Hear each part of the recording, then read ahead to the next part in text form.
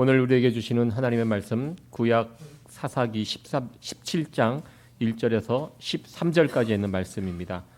에브라임 산지에 미가라 이름하는 사람이 있더니 그 어미에게 이르되 어머니께서 은 1,100을 잃어버리셨으므로 저주하시고 내 귀에도 말씀하셨더니 보소서 그 은이 내게 있나이다.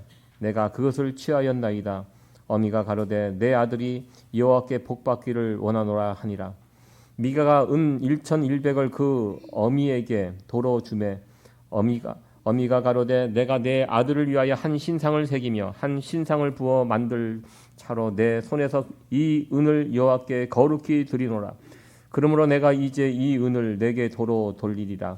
미가가 그 은을 어미에게 도로 주었으므로 어미가 그 은 200을 취하여 은장색에게 주어 한 신상을 새기며 한 신상을 부어 만들었더니 그 신상이 미가의 집에 있더라.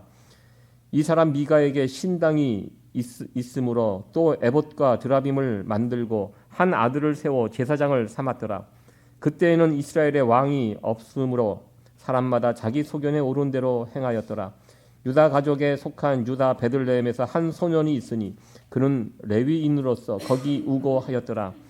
이 사람이 거할 곳을 찾고자 하여 그 성읍 유다 베들레헴을 떠나서 행하다가 에브라임 산지로 가서 미가의 집에 이르매 미가가 그에게 묻되 너는 어디서부터 오느냐? 그가 이르되 나는 유다 베들레헴 레위인으로서 거할 곳을 찾으러 가노라. 미가가 그에게 이르되 내가 나와 함께 거하여 나를 위하여 아비와 제사장이 되라. 내가 해마다 은 열과 의복 한 벌과 식물을 주리라 하므로 레위인이 들어갔더니 레위인이 그 사람과 함께 거하기를 만족히 여겼으니 이는 그 소년이 미가의 아들 중 하나같이 됨이라. 미가가 레위인을 거룩히 구별하며 소년이 미가의 제사장이 되어 그 집에 거한지라.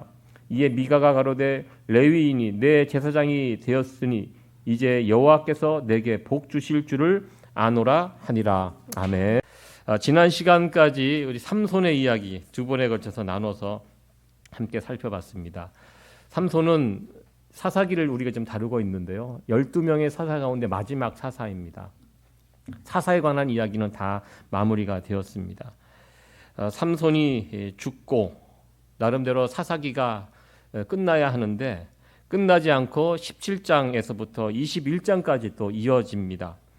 어쩌면 이 17장에서 21장까지가 사사기의 결론에 관한 부분이라고 생각합니다.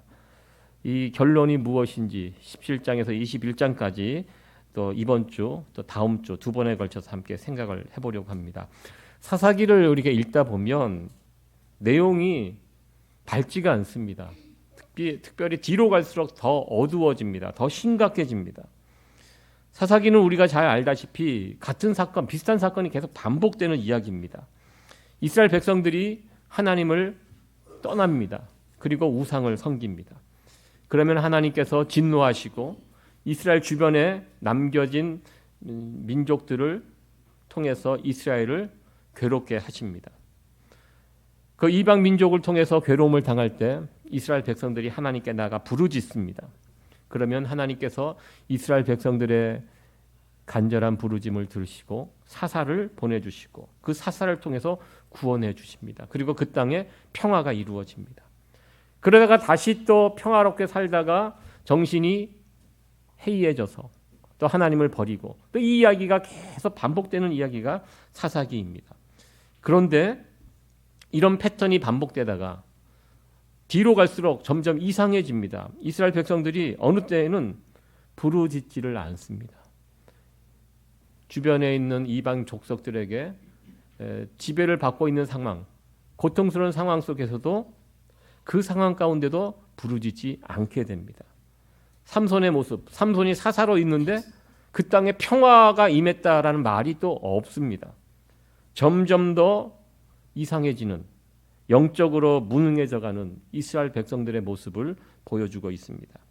그리고 오늘 17장부터 21장까지는 이스라엘이 얼마나 망가졌는지 그 모습을 두 가지 측면에서 고발을 합니다. 영적으로 얼마나 무너졌고 또 윤리적으로 얼마나 타락되어 있는지 두 가지 큰 사건을 통해서 결론적으로 우리에게 보여주고 있습니다. 오늘 살펴볼 이야기는 미가의 이야기입니다. 17장과 18장에 나오는 이야기입니다. 여기에 나오는 여러 사람들 그리고 일어나는 사건들을 보면 야, 과연 이 사람들이 정말 하나님의 자녀들 맞아? 하나님의 백성들 맞아? 할 정도로 엉망진창의 모습을 우리에게 보여주고 있습니다. 먼저 이 미가가 어떤 사람인지 소개를 해주고 있는데요. 에브라임 지파 산지의 미가라는 사람 이야기 이렇게 시작을 합니다. 에브라임 지파는 이스라엘 12지파 가운데 대표가 되는 지파, 큰 지파입니다. 사사기 중간중간에 에브라임 지파가 나옵니다. 어떻게 나오냐면 큰 사사가 나타나서 이스라엘 구원할 때 꼭 중간에 고춧가루를 뿌립니다. 나타나서 왜 우리에게는 이야기하지 않았느냐. 우리가 이스라엘 12지파 가운데 가장 형님되는 큰 지파인데 우리를 무시해? 이런 식으로 에브라임 지파가 나옵니다. 여기에 에브라임 지파 미가의 이야기는 단순히 미가 한 가정의 이야기가 아니라 에브라임 지파는 이스라엘 전체를 대표하는 지파입니다. 이스라엘 전체가 지금 이 모양이다. 이것을 보여주기 위해서 에브라임 지파 미가의 이야기를 여기에 나오고 있습니다. 어느 날 미가의 어머니가 은 1,100개를 잃어버립니다. 은 1,100개. 찾아보니까요.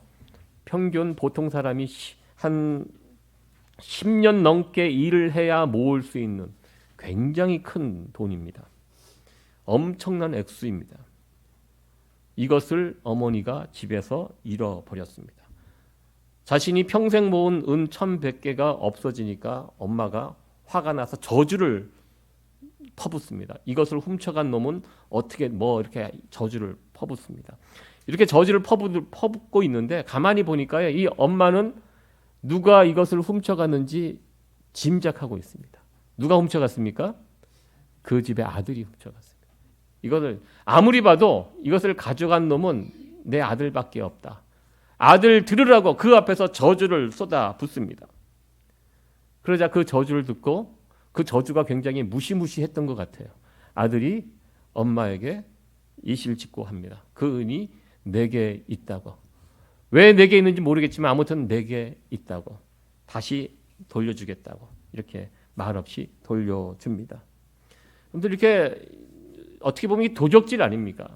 어떻게 해야 돼요? 엄마가 아들을 혼내야 되잖아요. 근데 혼내지 않습니다. 그 돈이, 그 엄청난 은이 다시 잃어버렸다가 내게 돌아오니까요.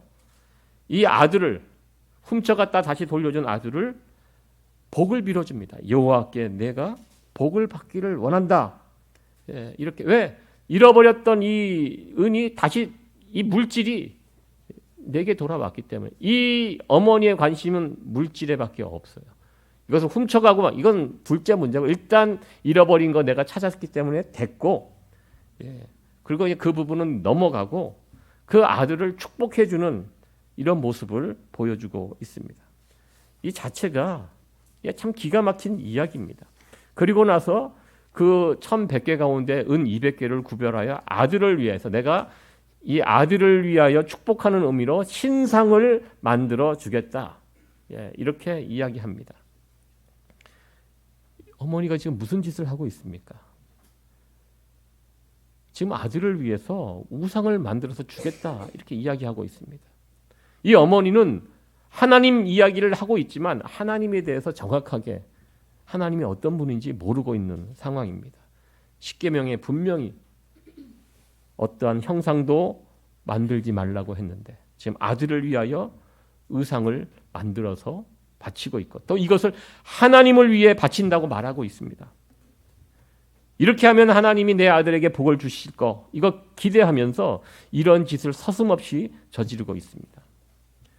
이러한 어머니의 모습을 미가가 바라봅니다. 어떻게 해야 합니까? 어머니 그리하지 마십시오. 지금 이거 우상입니다. 이렇게 하면 우리 하나님 분노하십니다. 싫어하십니다. 벌 받습니다. 안 됩니다. 미가가 이렇게 해야 하는데 미가는 그렇게 하지 않습니다. 오히려 자기 집에 신당을 만듭니다. 오늘날로 말하면 이 교회 예배당 같은 것을 자기가 만듭니다. 그 우상을 모시기 위해 신당을 따로 만들고 그리고 제사장이 입는 에봇을 만들고 또 하나님의 뜻을 물을 때 사용하는 드라빔을 만듭니다.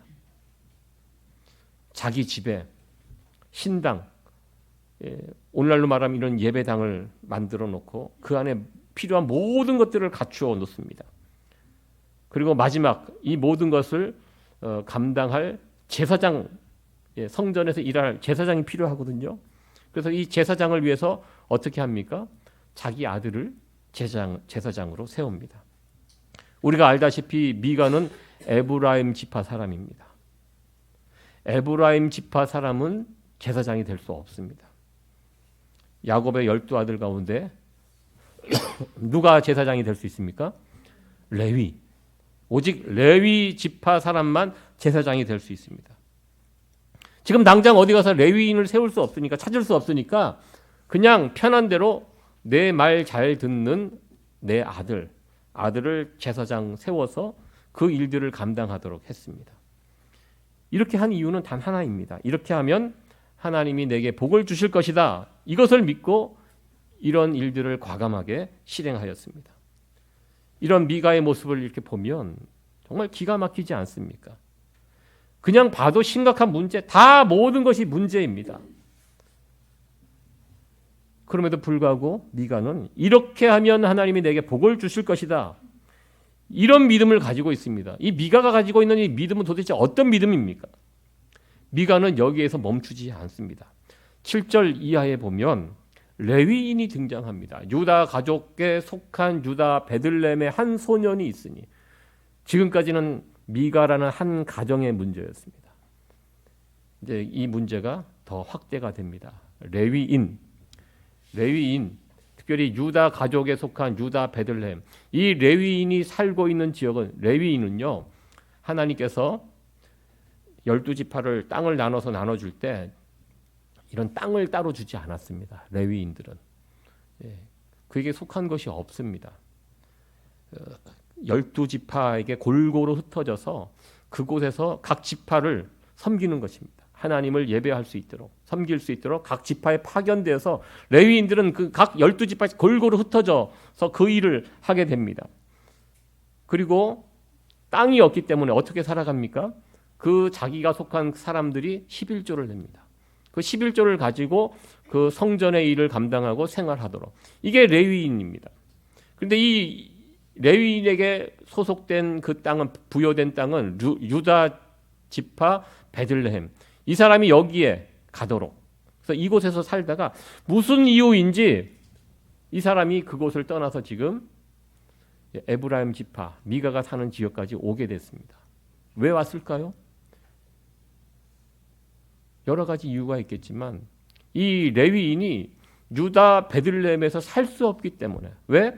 그 베들레헴의 사람들이 11조를 걷어서 이 사람을 제사장으로 모시고 그 일을 해야 되는데 아마 베들레헴에 있는 사람들이 그렇게 하지 않았던 것 같습니다. 그렇게 안 하니까 레위인이 살 수가 없기 때문에 살려고 살아야 되잖아요. 그래서 살기 위해서 찾아다니다가 지금 에브라임 지파 미가가 사는 그 지역까지 올라오게 된 것입니다.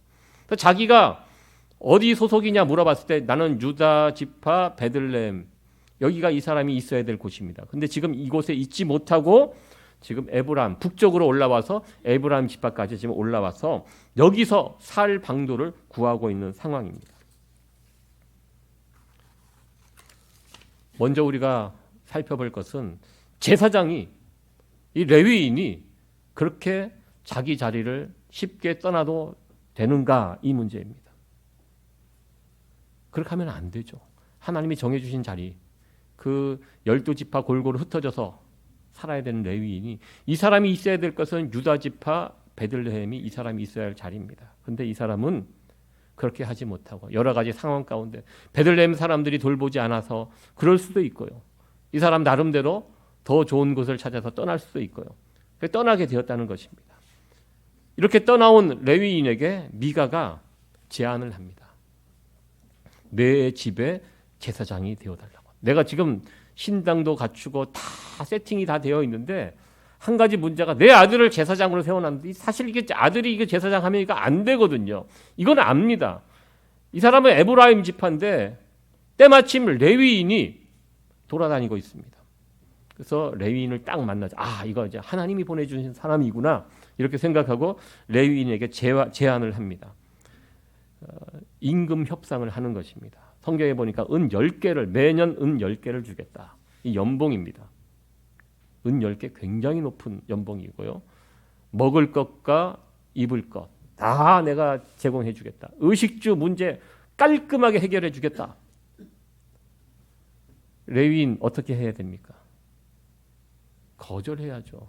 내가 어떻게 나는 어느 지파에 속한 제사장인데 이렇게 한 가정의 제사장이 될 수 있습니까?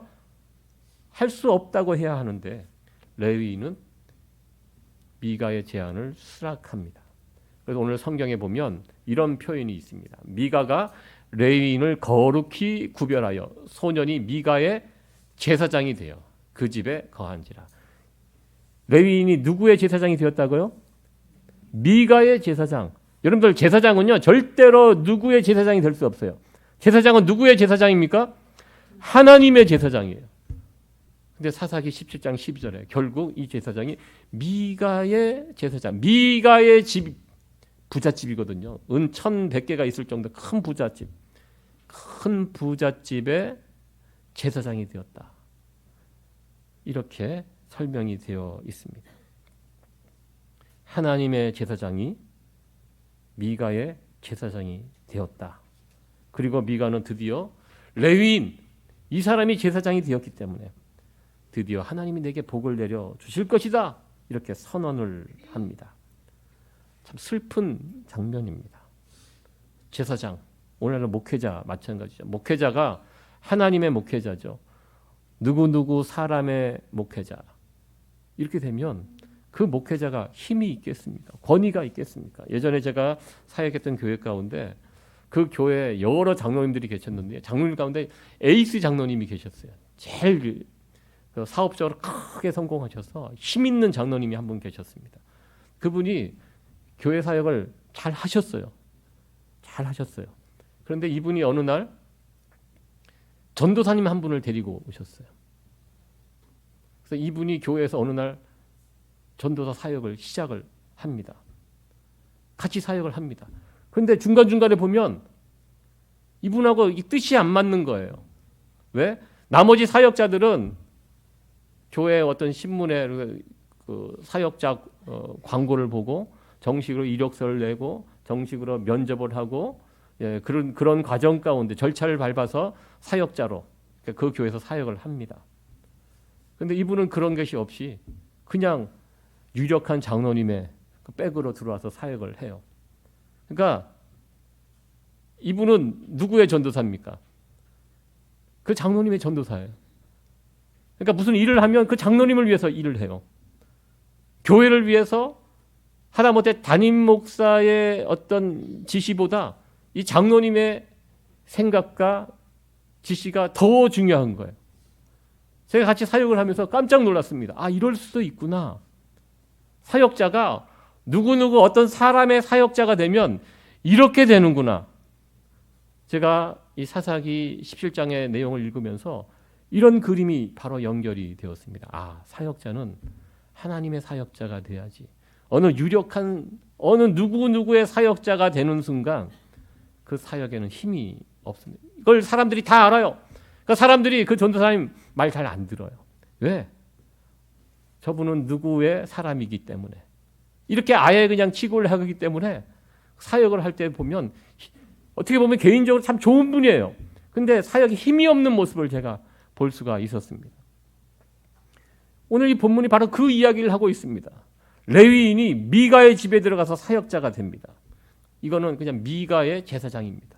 하나님의 제사장이 아니라는 것입니다. 그런데 이것을 정말 하나님의 이름으로 당당하게 떳떳하게 지금 행하고 있습니다. 이게 뭐가 문제인지 모르고 있어요. 이 사람들이.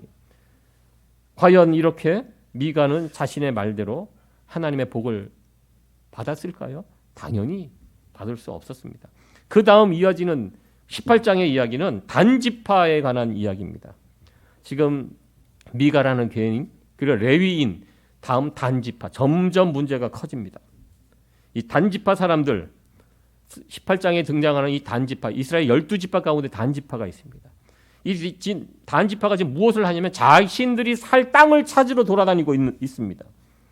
사실 이것도 문제입니다. 이 자체가 문제입니다. 왜냐하면 이스라엘 지파 12지파는요. 자기들이 알아서 땅을 찾는 게 아니에요. 처음 어떻게 했습니까? 제비를 뽑아서 이미 살 땅을 주어줬어요. 단지파가 살아야 될 땅은요. 갈릴리 호수 북쪽에 보면 그 북쪽 땅이 있습니다. 거기가 원래 단지파에게 배정된 제비로 뽑아서 하나님이 주신 땅입니다. 그런데 단지파가 그 땅이 마음에 들지 않았나 봐요. 그래서 자신들이 살 만한 땅을 어디 비어있는 땅이 없나? 할 만한 땅이 없나? 지금 찾으러 다니고 있는 중입니다. 막 돌아다니고 있습니다. 그래서 정탐꾼들을 뽑아갖고 이 단지파가 어디 가서 정착하여 살 수 있을까? 이것을 지금 찾으면서 다니고 있는 그런 가운데 미가의 집에 들리게 되었습니다. 미가의 집에 딱 들어가 보니까 여기에 레위인이 있고 신당이 차려져 있고 뭐 하나님을 예배하는 그런 것도 있잖아요. 그래서 이 단지파 사람들 정탐꾼이 이 레위인을 만나서 부탁을 합니다.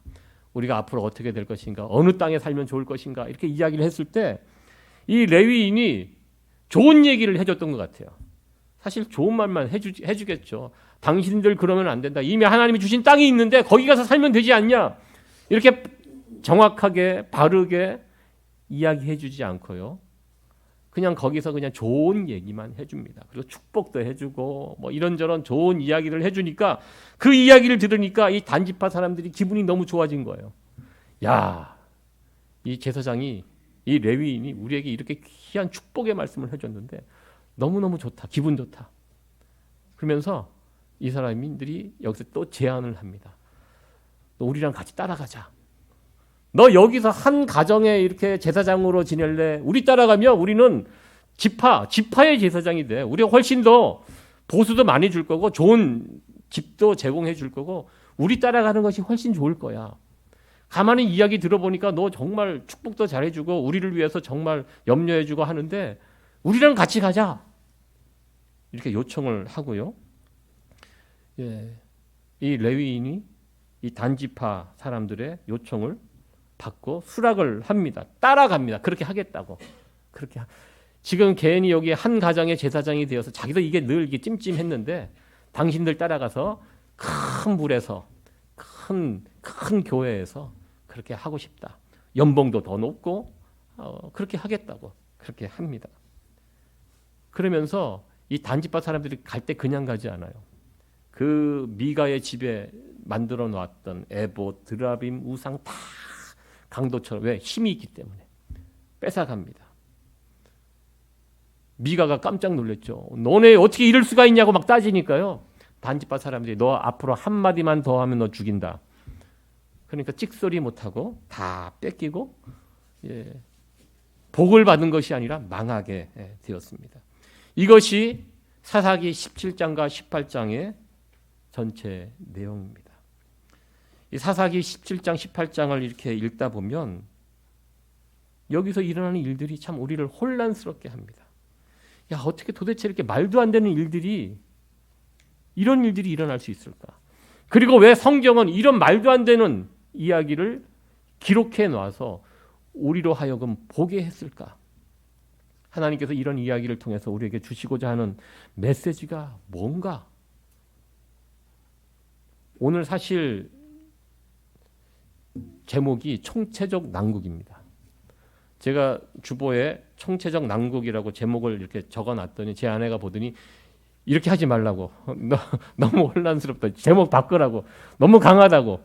그래서 미가의 이야기로 제가 이름을 바꿨습니다. 오늘 정말 이 사사기 뒷부분에 나와 있는 부분은 어느 거 하나 제대로 된 게 없습니다. 다 망가져 있습니다. 그런데 놀랍게도 다 망가져 있지만 그 속에 하나님이 있습니다. 이들이 하나님의 이름을 부릅니다. 하나님의 축복을 빌고 하나님의 이름 일들이 계속 반복되어서 나오는데요. 여기에 문제가 있습니다. 이스라엘 백성들이요. 하나부터 10까지 다 엉터리가 아니에요. 그 가운데 한두 가지는 올바른 게 있어요. 여러분들 이게 무서운 겁니다. 여러분들 우리가 이 세상에 좀 가짜 뉴스가 너무 많잖아요. 가짜 뉴스가 왜 무서운지 아세요? 하나부터 10까지 다 가짜면 사람들 눈치챕니다. 가짜라고 알아요. 그런데 그 가운데 진짜가 한두 개 끼어 있으면 이게 헷갈리는 거예요. 예, 이게 어렵습니다. 사사기의 내용이 그래요. 이 사람들이 우상만 섬긴 게 아니에요. 우상을 섬기지만 하나님도 섬겨요. 하나님을 섬긴다고 하지만 그 안에 들여다보면 또 아니에요. 그러니까 이게 총체적 난국, 오늘과 같은 이 본문에 나오는 이런 일들이 벌어지는 것입니다. 미가, 그리고 미가의 어머니, 그리고 레위인, 단지파 다 하나님의 자녀들입니다. 다 말할 때 하나님을 찾고 하나님의 이름으로 일을 합니다. 그런데 가만히 보십시오. 여기에서 중요한 것이 무엇입니까? 이 첫 번째 문제는요, 우리가 교훈 받아야 될 것은요, 이들이 하나님의 이름으로 말은 하지만 진짜 신앙이 없다는 것입니다. 신앙생활을 하지만 결국 따져보니까 이들은 그냥 종교생활하고 있던 종교인에 불과했다는 것을 우리는 보게 됩니다. 왜? 말마다 하나님 찾고 하나님의 복을 말하고. 그런데요, 정말 중요한 것은 그들 가운데 핵심은 자기 자신입니다. 언제나 자기 자신입니다. 그리고 세상의 복입니다. 어떻게 하면 복을 받을 수 있을까? 어떻게 하면 내가 잘 될 수 있을까? 온통 여기에만 관심이 있습니다. 미가만 그렇지 않아요. 어머니도 그렇고 레위인도 그렇고 여기에 나오는 모든 사람들이 다 세상의 복을 구하고 형통에만 관심이 있습니다. 하나님은 액세서리입니다. 여러분, 어떻게 하면 우리가 하나님의 복을 받을 수 있습니까? 이 질문 어떻게 대답하시겠습니까? 이 질문에 대한 답은 너무나 간단합니다. 하나님 말씀에 순종하며 살면 복 받습니다. 하나님이 주신 복 받습니다. 우리가 하나님으로부터 복을 받는 다른 길이 있습니까? 없습니다. 교회를 아무리 크게 짓고 교회에 필요한 모든 물건들 다 갖추고 그리고 그 자리에 신령한 목회자 갖다 놓으면 그걸 통해서 자동적으로 하나님의 복을 받을 수 있습니까? 아닙니다. 지금 미가는 지금 그 짓을 하고 있는 것입니다. 그리고 단지파는 그런 미가를 부러워합니다. 집에 와보니까 이게 다 세팅되어 있거든요. 그걸 다 뺏어가는, 이걸 통해서 내가 복을 받을 수 있다. 이렇게 하면 내가 형통하게 될 것이다. 이렇게 생각하고 있습니다. 우리는 이 미가의 이야기를 대할 때 왠지 모르게 우리의 얼굴이 화끈거립니다. 부끄러움을 느끼게 됩니다. 왜냐하면 우리의 신앙생활 속에서 이런 모습이 있기 때문입니다. 오늘날 교회의 모습 속에 자기가 믿는 하나님 만들어 놓고 그 하나님께 세상의 복을 구하는 이런 모습 우리들에게도 있기 때문입니다. 특별히 미가의 이야기를 보면요, 이들이 정말 하나님을 모르고 있구나. 어떻게 이렇게 모를까 놀라게 됩니다. 하나님이 어떤 분인지, 우리가 이 하나님을 어떻게 섬겨야 하는지, 하나님이 싫어하는 것이 무엇인지, 그런 것에는 이 사람들이 관심이 없습니다. 오로지 관심 자기 자신입니다. 나의 형통, 나의 축복, 여기에만 관심이 있죠. 하나님에게는 관심이 없다는 것입니다. 여러분들 지금까지 오랜 시간 동안 신앙생활을 해오셨을 것입니다. 나름대로 하나님에 관한 지식 가지고 있을 것입니다. 그런데 어떤 면에서는요, 내가 믿는 하나님과 다른 사람들이 믿는 하나님 다를 때가 있습니다. 왜 다를까요? 사람들은 각자 믿는 하나님이 있기 때문입니다. 더 정확하게 이야기하면 내가 믿는 하나님 가운데 세상이 말하는 하나님이 있습니다. 이런 하나님은 위험합니다. 중요한 것은요, 성경의 하나님을 알아야 합니다. 성경이 말하는 하나님, 내가 만들어낸 하나님이 아니라 근데 우리에게 주신 여기에 하나님이 어떤 분인지 다 정확하게 나와 있습니다. 오늘날 세상 사람들의 특징이 뭐냐면요, 성경의 하나님을 잘 몰라요. 놀랍습니다. 똑같이 하나님을 섬긴다고 하지만 이야기를 나누다 보면 성경에 나와 있는 하나님을 믿는 게 아니라 내가 만들어낸 하나님을 열심히 믿고 있는, 오늘 사사기 뒷부분에 있는 이 부분, 바로 이 부분을 우리에게 지적하고 있습니다.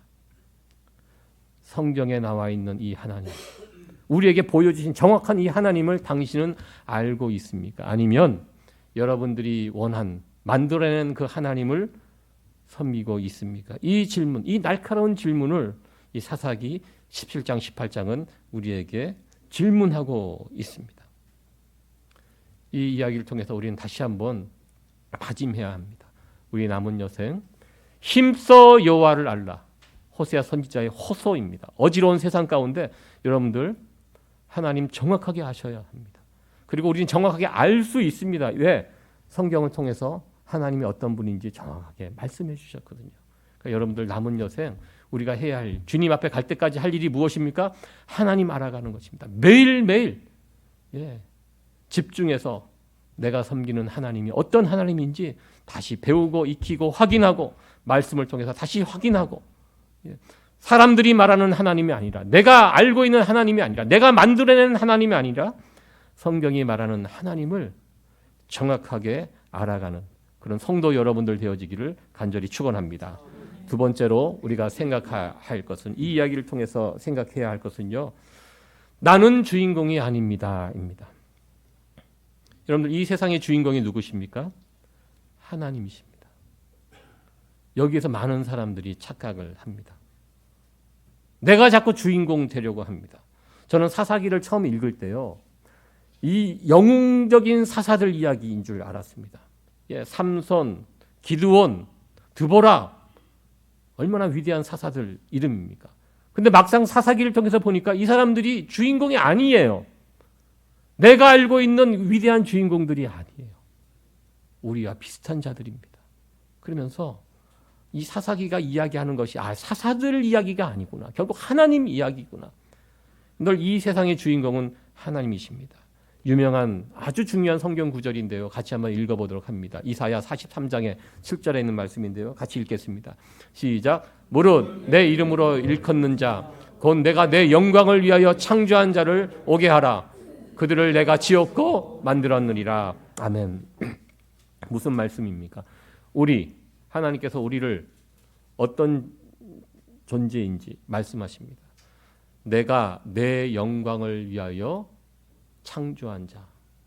우리는 하나님의 영광을 위해서 만들어진 자들입니다. 우리는 하나님의 영광의 도구들이에요. 우리가 최종 목적이 아니에요. 하나님의 영광을 위해서 쓰임받는 막대기와 같은 존재들입니다. 우리 주인공이 아니에요. 주인공은 하나님이십니다.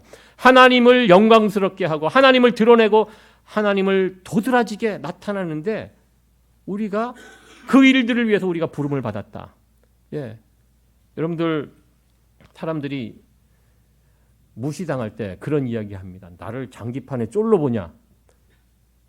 그런 이야기 많이 합니다. 그런데요, 하나님 나라에서 보면 우리는 장기판의 쫄들입니다. 우리 같이 한번 고백할까요? 나는 졸입니다. 네, 이게 우리의 정확한 자리이고 위치입니다. 장기를 이렇게 두시고, 이게 동양 장기, 서양 장기, 서양 장기도 마찬가지입니다. 이 장기판에서 제일 중요한 게 무엇입니까? 왕이죠, 왕. 왕이 죽으면 끝납니다. 그러니까 나머지 것들은 어떻게 쓰임 받을지 상관없어요. 이 왕만 지키고 상대방 왕을 쓰러뜨리면 이기는 게 장기 게임입니다. 여기 보면 졸들이 있죠. 파란색은 졸, 그리고 빨간색은 병이라고 되어 있습니다. 그러니까 군대 가면 졸병들이라고 하잖아요. 졸병. 우리의 위치는요, 왕이 아니라 저 졸병, 이것이 우리의 자리입니다. 이것을 받아들여야 돼요. 내가 하나님 나라의 졸들이라는 거, 병들이라는 거. 많은 사람들이 항상 왕이 되려고 합니다. 이 사사기에 계속 반복되는 얘기가 그거잖아요. 그때에는 이스라엘의 왕이 없었으므로 사람들이 각각 자기의 소견대로 행했다. 다 자기가 왕이에요. 왕이 세워져 있어도 무시하고 다 내가 왕처럼 행동해요. 왕처럼 하니까 어떻게 됩니까? 이 총체적 난국이 벌어지는 것입니다. 우리는 하나님 나라의 졸들입니다. 하나님의 영광을 위해서 부름받은 졸들입니다. 세상은 우리를 졸로 보지 않도록 부추깁니다. 세상은 정반대입니다. 세상의 문화가 무엇입니까? 세상의 중심이 당신입니다. 세상은 당신을 중심으로 돌아갑니다. 이게 세상에서 외치는 그런 이야기들입니다. 사단이 에덴 동산에서 아담과 하와를 유혹할 때 바로 이 문제를 가지고 유혹했습니다. 너도 하나님처럼 될 수 있다. 너 언제까지 하나님 밑에서 그렇게 살아갈래? 네 인생의 주인은 너야. 이 선악과 따먹으면 너 눈이 밝아져서 하나님처럼 돼. 네가 다 판단할 수 있어. 하나님이 정해놓은 그 룰대로 살지 않고 네가 네 인생의 주인 돼서 살아가라. 이것이 사단이 제일 처음 인간을 유혹한 그 유혹이었고요. 이것에 걸려 넘어진 것이 바로 죄입니다. 그때 이스라엘의 왕이 없으므로 사람마다 자기 소견에 오른 대로 행하였더라. 이 창세기의 이 흐름이 사사기에 가서 그대로 이어지게 되는 모습을 보게 됩니다. 자기 소견에 오른 대로, 자기 생각대로 자기가 중심되어서 살아가는 것, 이게 죄입니다. 각자가 왕이 돼서 살면 어떻게 됩니까? 이 사사기 꼴이 나는 것입니다. 이 총체적 난국이, 여러분들 우리가 살고 있는 세상 보십시오. 다 자기가 왕입니다. 자기 생각이 맞습니다. 또 자기들끼리도 막 싸우고 난립니다. 내 옆에 있는 사람하고도 이 생각이 다 틀려요.